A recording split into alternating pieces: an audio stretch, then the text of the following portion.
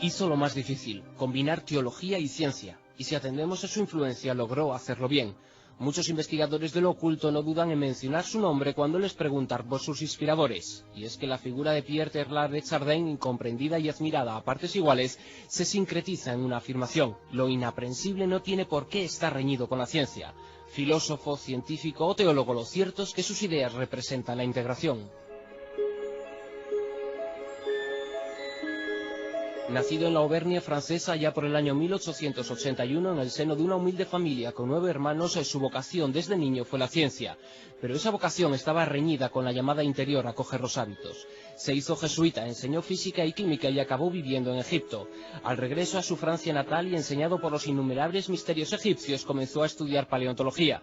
Se doctoró en la Sorbona y se convirtió en uno de los escasos sacerdotes que por aquel entonces no dudaban en quebrar el dogma y manifestó abiertamente que era evolucionista. Darwin, en aquellas fechas perseguido por el poder bajo órdenes de la Iglesia, y nuestro protagonista, desde la misma Iglesia, apoyándolo. Bajo este prisma, sobra decirlo, fue incomprendido e ignorado.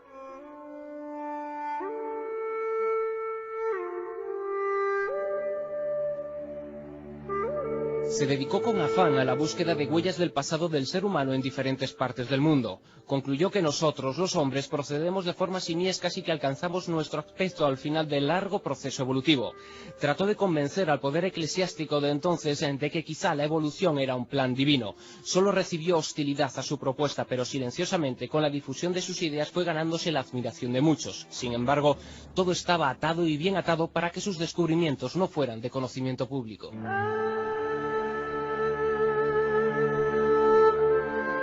La jerarquía católica no se anduvo con remilgos. Impidieron que Teilhard de Chardin escribiera o publicara, enseñara o diera a conocer sus ideas. Como remedio, lo enviaron a un recóndito paraje de China para servir como misionero. Craso error.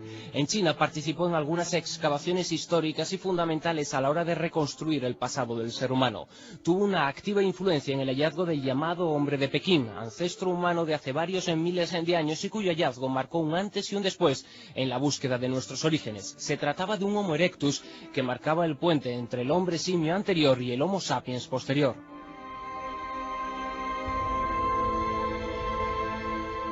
Lamentablemente, el mundo se mantuvo siempre al margen del pensamiento evolucionado de Teilhard de Chardin. Exiliado de su país, en Francia tuvo diversos destinos. El último, Nueva York, la gran metrópoli en la que quedó recluido en el interior de un pequeño apartamento. Hubo que esperar a su muerte en 1955 para que sus obras vieran la luz. Sus amigos no dudaron en rescatarlas y darlas a conocer. La más importante de ellas la había escrito en 1941. Se titulaba El fenómeno humano. Se convirtió en poco tiempo en una obra de referencia sobre el ser humano y el misterio en general. Obra de referencia para filósofos, sociólogos, psicólogos y teólogos. De Chardin acuñó la expresión hominización. Se refería con ella al proceso evolutivo del ser humano que lo consideraba en continuo desarrollo. Decía de Chardin que el hombre camina hacia el punto omega, el hombre del futuro, el hombre consciente de su potencial, de su situación en el universo y de su naturaleza. En suma, la suya era una propuesta entre lo místico y lo científico. Al fin y al cabo, su pretensión fue unir, en pos del conocimiento del ser humano, religión y ciencia.